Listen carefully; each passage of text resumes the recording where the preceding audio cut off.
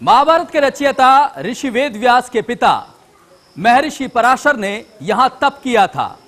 जी हां, दरअसल ईटीवी का कारवा पहुंचा है बड़खल विधानसभा क्षेत्र में, जहां ईटीवी पर जनता दरबार लगा रही हैं बीजेपी की वरिष्ठ नेता सीपीएस और विधायक सीमा त्रिखा।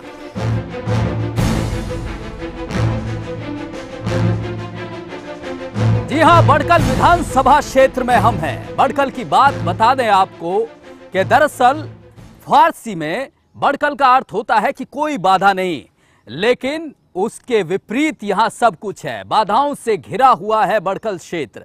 आप मेरे पीछे देख सकते हैं, ये बड़खल झील है जिसके नाम से दुनिया भर में ये मशहूर है। लेकिन स्थिति ये है कि लगभग 15 बरस से बड़खल झील प्यासी है, पानी की एक बूंद इसमें नहीं है।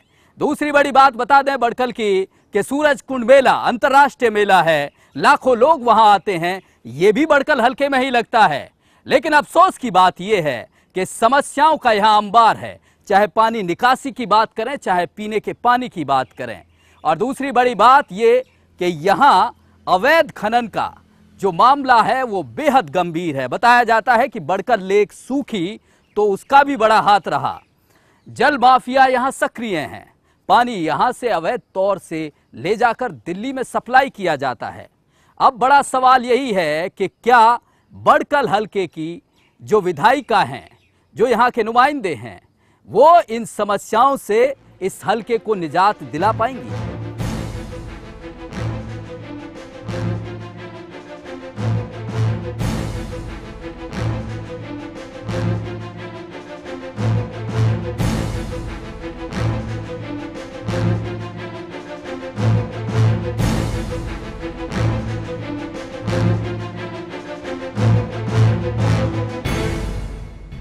आज ईटीवी का जनता दरबार फरीदाबाद जिले के बड़खल विधानसभा क्षेत्र में पहुंचा है और वहां ईटीवी पर जनता दरबार लगा रही हैं बीजेपी की वरिष्ठ नेता सीमा त्रिखा। उनके सियासी करियर की बात करें तो 2009 में उन्होंने बीजेपी ज्वाइन की, जनरल सेक्रेटरी की, उप प्रधान की, और जो जिम्मेवारी है वो अब महिला विंग की है स्टेट की।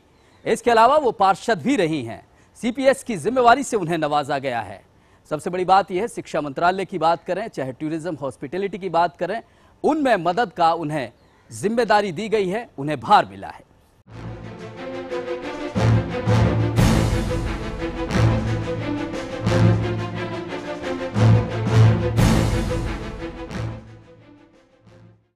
जी हां, बीजेपी की वरिष्ठ नेता और बड़खल हल्के की विधायक सीपीएस सीमा त्रिखा जी जनता दरबार लगा रही हैं। मैडम, स्वागत है आपका। सबसे पहले बहुत बहुत बधाई, ईटीवी की तरफ से आपको सीपीएस की जिम्मेवारी दी गई है। बहुत बहुत धन्यवाद।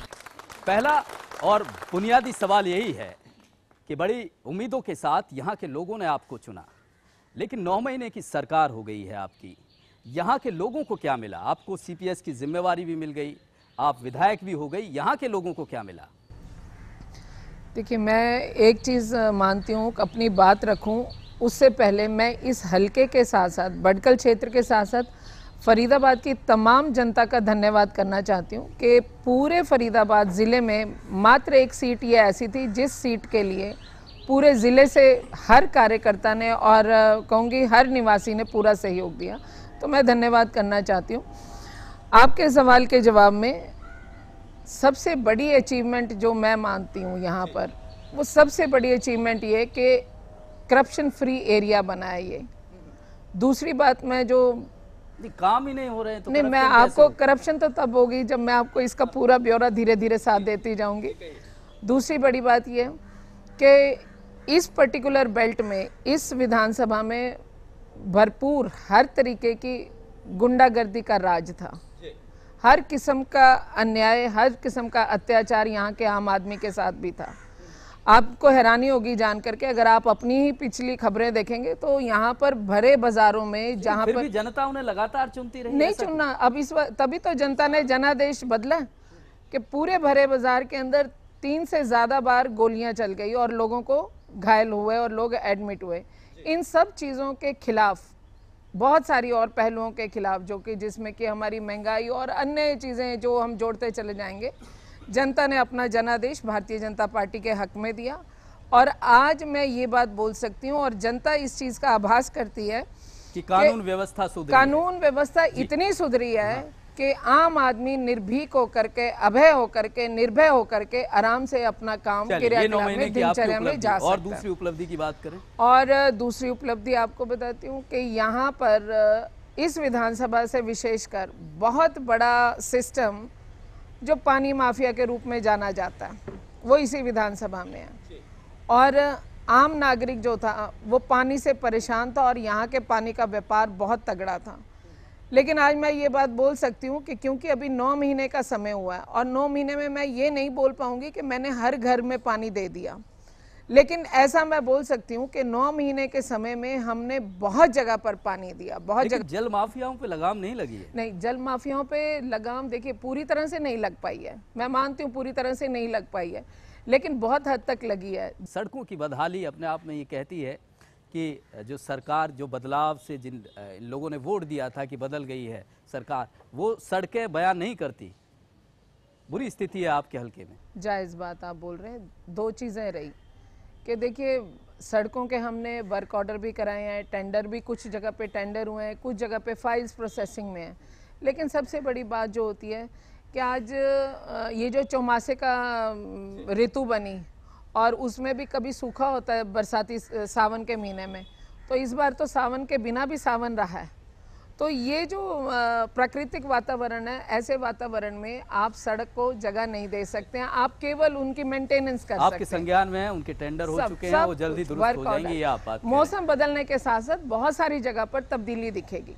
लेकिन मैडम एक बड़ी बेहद अफसोसजनक स्थिति है, बड़कल लेक जिसके नाम से ये आपकी विधानसभा जानी जाती है, वो पिछले 15 बरस से प्यासी है, पानी की एक बूंद के लिए तरस रही है। उसके लिए क्या है? देखिए, मैं कभी भी किसी व्यक्ति विशेष को दोष नहीं देती हूँ और ना ही मैं कभी सरकारों को संपूर्ण रूप से इस चीज़ का जिम्मेवार मानती हूँ। मैं एक चीज़ मानती हूँ कि हम सभी कहीं ना कहीं छोटे रूप में या बड़े रूप में कुछ चीज़ों के जिम्मेवार हैं, लेकिन जिसको जनता जिम्मेवारी देती है उधर की विकास की, उधर की सेवा की, मुख्य रूप से उसका ध्यान आकर्षण होना चाहिए। और मैं ऐसा मानती हूँ कि पिछले 15 सालों में फरीदाबाद सिर्फ और सिर्फ माफियाओं के लिए जगह दी गई। लैंड माफिया का काम बहुत ज़ोरों पे रहा। अगर आप यहाँ पर चेक करेंगे तो बडकल विधानसभा में जितनी माइंस थी, जिन माइन पिट्स को आपको मिट्टी से या दूसरी चीज़ों से भर देना चाहिए था, पिछली सरकार के दौरान उन माइंस के अंदर 4-4 मंजिला फ्लैट बन गए। और अगर बडकल सूखी तो उसमें भी मैं कहती हूँ कि उस सरकार के किसी नुमाइंदे ने इस तरफ ध्यान नहीं दिया। और दूसरे शब्दों में मैं कहूँ तो पिछली सरकारें यहाँ का पानी भी पी गई, पहाड़ की मिट्टी भी खा गए, जंगल भी साफ कर दिए। अब ऐसी स्थिति नहीं होनी चाहिए। अब तो वो बहुत कंट्रोल है इस पर। मैं ऐसा नहीं बोल सकती हूँ कि हम भगवान हैं कि हमने 100% दिव्य दृष्टि से सब कंट्रोल कर लिया, नहीं।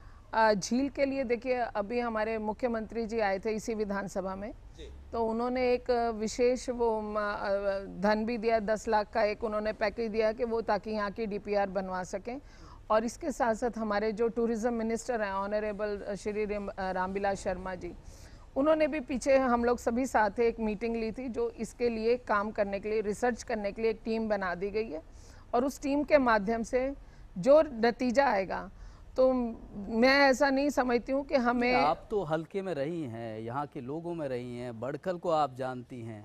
अब ये तो ये सरकारी प्रोसेस क्या है, रिसर्च होगी, उसे पानी चाहिए, झील को, उसकी पहचान है। मैं बताती हूँ, पानी चाहिए। आप जायज़ बात कह रहे हैं। आप ये भी बात मानेंगे कि पिछली सरकारें हरियाणा को 9 महीने से आप यहाँ हैं, साल भर आपको आपके मोदी जी यहाँ सेंटर में बैठे हैं। प्लानिंग जब आप चुनाव में जाते हैं तब आपके पास पूरी बातें होती हैं, ये भी कर देंगे, ये भी कर देंगे, ये भी कर देंगे, लेकिन सत्ता में आने के बाद स्थिति ऐसी नहीं रहती। मैं अपनी बात करती हूँ। मैं चुनाव में गई, मैंने कहीं पर ऐसी कोई कमिटमेंट जिसे मैं पूरा ना कर सकूं या जिस पे मुझे हल्का सा भी शक हो, वैसी ज़बान मैं कभी जनता के बीच में अपनी नहीं देती हूँ। मैं वही बोलती हूँ जो मैं सोचती हूँ कि मैं सरकार के सहयोग से, अपने साथियों के सहयोग से कर पाऊँ। और आज भी आपके टीवी के समक्ष इतने सारे लोग देख रहे हैं, मेरे को पूरा भरोसा है केंद्र की सरकार पर भी और हमारी प्रदेश की सरकार पर भी कि इस बडकल झील का ज़रूर से ज़रूर काया पलट होगी। और क्योंकि हमारे मोदी जी जो हैं वो खुद विदेशों में टूरिज़्म को बढ़ावा देने की बात रखते हैं, तो मैं ये चीज़ जानती हूँ कि चौधरी कृष्णपाल जी जो यहाँ के सांसद हैं, यहाँ के मुख्यमंत्री आदरणीय खट्टर जी, हमारे रामविलास शर्मा जी जो मिनिस्टर टूरिज्म हैं, इनके साथ साथ केंद्र के मिनिस्टर महेश शर्मा जी, ये सभी लगातार इसकी व्यवस्था करने में लगे हुए हैं। असल विपक्ष जो है वो कहता है कि आप लोग बातें बहुत अच्छी करते हैं, बीजेपी वाले सारे ही, ज़मीन पे ऐसी स्थिति दिखती नहीं है। आपके वादों की चाहे ऊपर से बात कर लें, अच्छे दिनों की बात कर लें, या कि आपके प्रदेश में बात कर लें कि पेंशन 2000 कर देंगे, गेस्ट टीचर्स को पक्का कर देंगे, ये इतनी सारी बातें आपने कही। ऐसी ही ये बात है जो आपको जिम्मेवारी मिली है सीपीएस की, तब जब आप सत्ता का विरोध करते थे, विपक्ष में थे, तब आप कहते थे कि सीपीएस नहीं बनने चाहिए। मतलब आप कहते कुछ और हैं, करते कुछ और हैं। ये लगातार विपक्ष ये बात कहता रहा है। देखिए, दो बातें हैं, बड़ी छोटी सी बात है। क्या जनधन योजना जो किसी गरीब को 2 रुपये के साथ 10 रुपये के साथ बैंक अकाउंट खोलने का मौका देती है, क्या ये 60 साल 68 साल पुरानी सरकारें नहीं दे सकती थी? नहीं, उन्होंने तो मनरेगा भी दिया था। नहीं, मनरेगा दिया, मैं पूछती हूँ बैंक अकाउंट क्यों नहीं दिए? किसी गरीब को ये इजाजत क्यों नहीं है? अगर मेरे पास 1000 रुपया नहीं होगा, मेरे पास अगर 1000 रुपया नहीं होगा, अगर कोई मेरी पहचान नहीं बताएगा कि ये सीमा तरीका है, तो क्या मैं वहाँ के बैंक में पैसा नहीं जमा करा सकती? का जो ये आरोप है, आप मानती हैं कि आपके कहने और करने में बड़ा फर्क होता है? नहीं, ऐसा नहीं है। हमने जो नहीं भी कहा, हमने वो भी करके दिखाया। फील नहीं हो रहा है लोगों को, ये सभी को फील हो रहा है। माफिया को फील नहीं हो रहा, अमीर को फील नहीं हो रहा। आज वही अमीर जो पहले किसी और रास्ते चलता था, जो वो पिछली सरकारें इस्तेमाल करती थी, कहते हैं कि आज 9 वही महीने लोग से आपकी सरकार ट्रांसफरों में उलझी हुई है, किसी की पोस्टिंग में उलझी हुई है। कोई ऐसा काम ही नहीं दिखता कि जमीन पे जो काम जिसे जनता छू के महसूस कर सके। जनता हर घर का हर दिल छू गया बेटी बचाओ से। हर परिवार का व्यक्ति बाहर निकल करके आया। लिखने से जनधन बेटी में नहीं, नहीं, बेटी कैसे नहीं बची? बेटी बहुत जगह बची है। नहीं, आप कह रही हैं कि आप लोग उम्मीदों पर खरे उतरेंगे जनता की पे, जिस उम्मीद से जनता बीजेपी को, सेंटर की बात करें चाहे स्टेट की बात करें, लेकर आई है। प्रदेश में तो लगभग 50 बरस बाद ऐसी स्थिति आई है कि अपने दम पर सत्ता में है। एक छोटे से ब्रेक के लिए यहां रुक रहे हैं। ब्रेक के बाद सीमा तिरखाजी से उनकी जनता रूबरू होगी। बड़खल की जमीन पे बुनियादी समस्याएं क्या हैं वो रखेंगी, समाधान क्या देती हैं, एक छोटे से ब्रेक के बाद देखेंगे। सड़क पे आज 35% से 40% इंक्रोचमेंट हो गया है। वो जहां रेडियां लगी हुई हैं वो पिछले 40 साल से ज्यादा से लगी हुई हैं।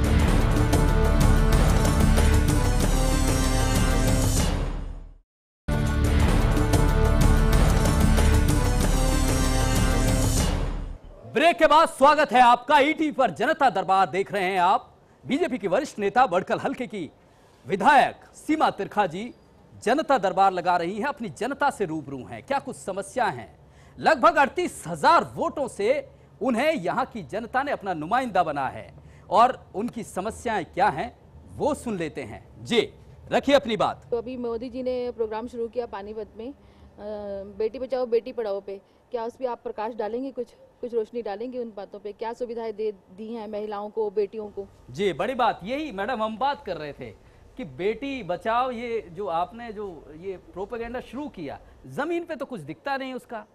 जो बेटी बचाओ, सही कह रहे हैं, कुछ स्थिति बेटी बचाओ जो एक हमारा अभियान है, उसके अंदर हमारा प्रयास ये है कि हर घर की बच्ची को पढ़ने का मौका मिले, हर घर की बच्ची को आगे बढ़ने का मौका मिले, पूरे ऐसी व्यवस्था मिले जिसमें कि उसकी संपूर्ण विकास हो सके। कैसे मिलेगी? आप उसको पढ़ाई के लिए अग्रसर करते हैं। इसके साथ साथ जब हम बेटी बचाने की बात करते हैं तो उसमें हम बहनों से, महिलाओं से भी जोड़ते हैं। जो इतनी सारी पॉलिसीज़, जैसे कि कन्या सुरक्षा पॉलिसी है, जिसमें कि आप 41,000 रुपया, आप 21,000 से अकाउंट खोलते हैं। आपको शादी के अंदर जो है बेटियों के लिए एक और बढ़ा करके, या अंतरजातीय विवाह उसको प्रोत्साहन करने के लिए आपको 1 लाख रुपए की राशि का, ये सारी जो व्यवस्थाएं हैं, या जो जीवन सुरक्षा योजना है, अभी आपने देखा होगा कि माननीय मोदी जी ने भी और हमारे मुख्यमंत्री आदरणीय खट्टर जी ने भी सभी को एक आह्वान किया है कि रक्षाबंधन का त्यौहार बिल्कुल हमारे नज़दीक है, और हर एक से ये आग्रह किया है, सांसदों से भी, विधायकों से भी और आम जन से भी, कि आप अपने घर की बहन को, बेटी को एक जीवन बीमा योजना वो दे करके आप इसके साथ कुछ भी दें, लेकिन राखी के उपलक्ष्य में आप इसको दे करके एक उसका भविष्य जो है सुरक्षित करें। तो ऐसी बहुत सारी योजनाएं हैं जिसके तहत। मानसिकता का क्या करेंगे? वो क्या केवल बैनर टांकने से या ये इस तरह के प्रोत्साहन देने से आ जाएगी बेटियों मेरे को को- कम समझने की, बेटियों को कोख में मारने की? नहीं, मुझे ऐसा लगता है कि शायद जितना अच्छा काम पेट में मारने की आपने बात करी, हमारे स्वास्थ्य मंत्री डॉक्टर अनिल विज जी जो काम कर रहे हैं, मुझे लगता नहीं है कि इससे बढ़िया कोई और व्यक्ति काम कर सकता है। कि कितने ही उन्होंने हॉस्पिटल्स में, प्राइवेट में भी, और जितनी हमारी जो ऐसी केमिस्ट शॉप हैं, सब जगह अपने अपने तरीके से अधिकारियों को भेज करके ऐसी दवाइयों पर, ऐसे यंत्रों पर प्रतिबंध लगाने का प्रयास किया। जी, सीमा तिरखा जी ये भरोसा दे रही कि बेटी बचाओ का जो नारा दिया है सरकार ने, वो जमीन पे भी उसकी स्थिति दिखेगी, उसका प्रभाव दिखेगा। अगली समस्या ले लेते हैं। जी, रखिए अपनी बात। नमस्कार मैडम, मैं जानना चाहता हूं, अभी बहन जी ने बताया गरीब जनता की सरकार है, तो हम गरीब जनता के लिए आपने क्या सोचा है? यहाँ से अपने माध्यम से, सरकार के माध्यम से बहुत छोटी छोटी सी ज़रूरतें हैं। एक गरीब आदमी आपसे रोज़गार की बात करता है, एक गरीब आदमी ये बात करता है कि जिसके अंदर हमने इनको स्किल डेवलपमेंट वाले जो हमारी ट्रेनिंग सेंटर्स हैं, ऐसी जगहों पर व्यवस्था करने का एक प्रयास किया है। अभी पिछले दिनों हमने अपने विधानसभा में एक बैठक ली, उसमें हमने एक निर्णय पहले ये लिया कि हम लोग कम से कम राखी के उपलक्ष्य में अपने शहर के अंदर 51,000 महिलाओं को 330 रुपये वाली जो पॉलिसी है, लाइफ इंश्योरेंस है, वो हम राखी के अवसर पर हम यहाँ की बहनों को, महिलाओं को सुरक्षित करेंगे। ऐसा बीमा योजना जो है हम उनको देंगे।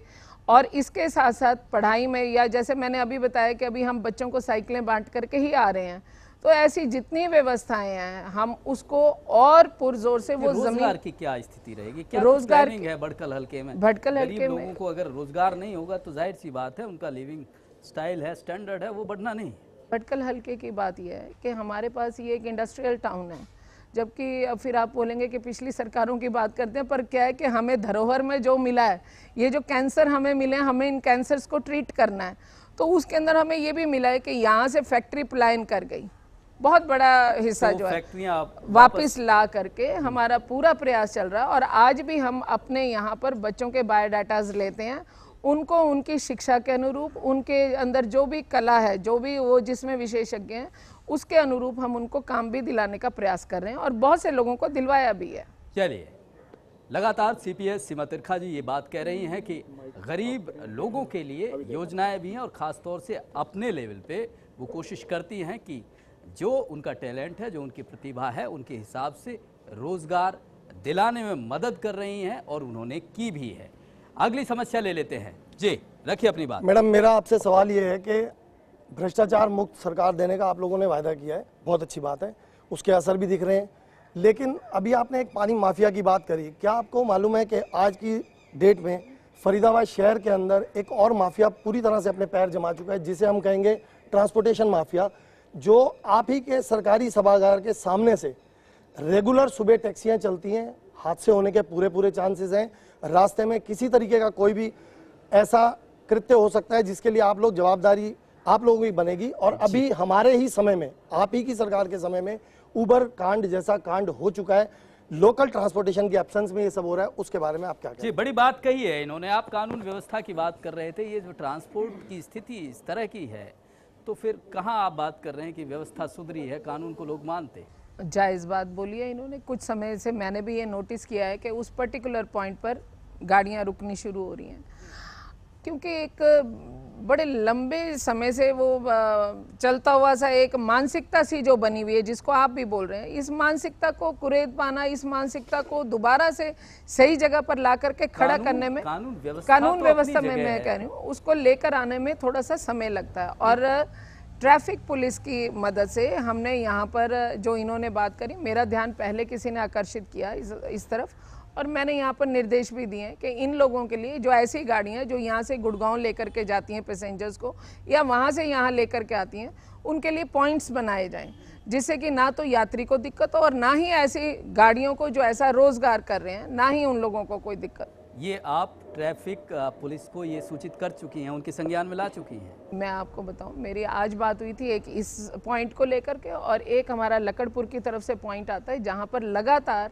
जो हैवी व्हीकल्स ट्रक जो हैं, कमर्शियल ट्रक्स जो हैं, वो ऐसे समय पे आकर के वहाँ पर लाइन लगाना शुरू कर देते हैं जिस समय की बाकी लोग डिस्टर्ब होते हैं। तो इन दोनों विषयों को लेकर के आज सुबह मेरी मीटिंग हुई थी और मैंने उनको इन दोनों पॉइंट्स के लिए कहा कि थोड़े दिन के अंदर 2 दिन में आपको नतीजा दिखेगा। चलिए, बड़ी बात कही है, 2 दिन के भीतर जो ट्रांसपोर्ट व्यवस्था है वो सुधरी हुई मिलेगी, जो लोगों ने सवाल उठाया है उससे निजात मिलेगा। अगली समस्या ले लेते हैं जी, रखिए अपनी बात। मैडम, मेरा नाम प्रवेश मलिक है। 2 छोटे से सवाल हैं। एक तो हमारा जो बड़खल विधानसभा क्षेत्र है उसका नाम गलत लिखा गया है, मेट्रो में आपके संज्ञान में भी है, उसके लिए आप लोग क्या कर रहे हैं? बड़खल करवा दिया गया है। दूसरा सवाल ये है कि यहाँ अब ऐसा हो गया कि आप इतनी अच्छी हैं और इतनी सच्ची हैं, इतनी सौम्य हैं कि अधिकारी आपका दबाव उतना मानते नहीं। बेहद अफसोसजनक स्थिति है मैडम, अगर ऐसी बात है। मैं ऐसा मानती हूँ कि इक्का दुक्का तो देखिए हर जगह हो सकता है। मतलब ऐसा हो सकता है कि इन्होंने किसी को कोई काम कहा हो और उसने इग्नोर कर दिया हो, या वो कहीं व्यस्त रहा हो, या उससे पहले किसी और चीज़ की प्रायोरिटी लगी गई हो। इनके सवाल के जवाब में मैं एक बात बोलना चाहती हूँ कि पिछले लगभग 1.5 महीने से या 1.25 महीने से हमारा जो निगम है, क्योंकि आप सब जानते हैं कि कृष्णपाल जी के अथक प्रयास और माननीय मुख्यमंत्री मनोहर लाल खट्टर जी के सहयोग, ये 2 लोगों के सहयोग से मिलकर के फरीदाबाद को एक बहुत बड़ा गौरव स्मार्ट सिटी का मिलने जा रहा है। हम उस तरफ अग्रसर हो चुके हैं और अगर हम उस तरफ अगर हम बढ़े हैं तो उसमें अकेले चुने हुए नुमाइंदे जो हैं, क्या मैं एमएलए बनने से मैं इंजीनियर या एमबीबीएस डॉक्टर तो नहीं हो गई? अल्टीमेटली काम और मदद वो सब हमें इनसे लेनी पड़ेगी। और पिछले मानते ही नहीं मानते हैं, 1.5 महीने से इन्हीं के प्रयासों का नतीजा है, ये हमारे अधिकारियों के प्रयासों का नतीजा है कि हमने जो कहा उन्होंने उसको कागज पे उतारा और फिर वही कागज हस्ताक्षर होकर के आगे गए और जिससे कि वो स्मार्ट सिटी की तरफ बढ़ी। पूरे प्रदेश में हमने और विधायक नहीं, आपकी पार्टी के उनसे भी दरअसल मैंने अफसरशाही को वो पुरानी आदत पड़ रही है, आपको तो मान ही नहीं चलती। हमारे यहाँ अफसरशाही नहीं है, हमारे यहाँ जो है लोकतंत्र है। जो अफसर है वो सरकार से पहले जनता का गुलाम है, मैं ऐसा मानती हूँ। और हमारे यहाँ पर लोकशाही है, कहीं अफसरशाही नहीं दिखेगी। चलिए अगली समस्या ले लेते हैं जी।